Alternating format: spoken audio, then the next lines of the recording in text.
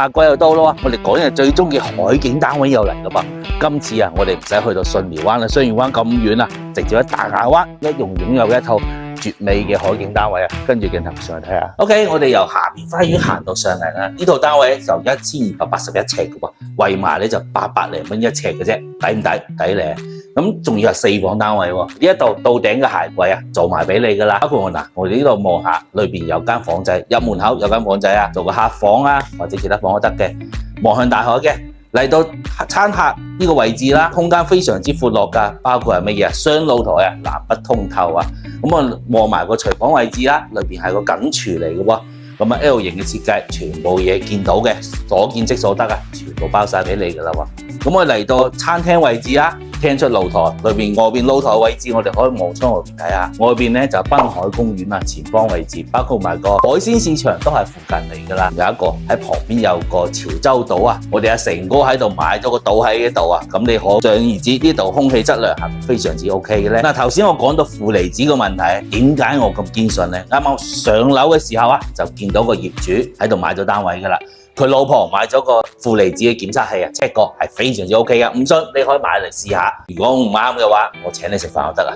好，嚟到呢度休息區部分，見到嘅洗手間位置係公衛嚟㗎，裏邊乾濕分離全部做好晒。入埋主人房睇下。嚟到主人房嘅話，嗱，乾濕分離全部做好晒俾你，唔使你去擔心任何問題。主人房呢度，我哋呢度個巡立櫃唔要啊，放個米八床啊，都非常 OK 嘅。呢度整翻個榻榻米，望住個大海，飲翻杯紅酒。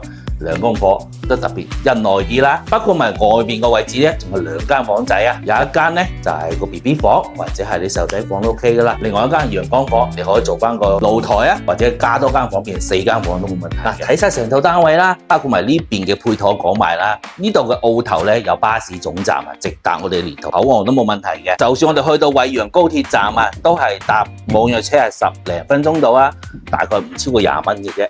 咁我哋去到高鐵站咧，坐大概60分鐘就去到香港西九龍啦。我哋呢度位置望出去咁嘅海景，你係咪有擔心喺海景咧就會係有啲海風出嚟黐立立咧？呢度我喺呢度啱啱企喺度成幾個鐘頭噶啦，一啲都冇黐立立嘅感覺啊！包括埋咁嘅島同埋周圍嘅綠道啊，都非常之 OK 嘅。咁樣嘅環境啊，你值得擁有啦，係嘛？最緊要咩啊 ？Follow Vicky 我有咩需求嘅話，可以留言俾我啊！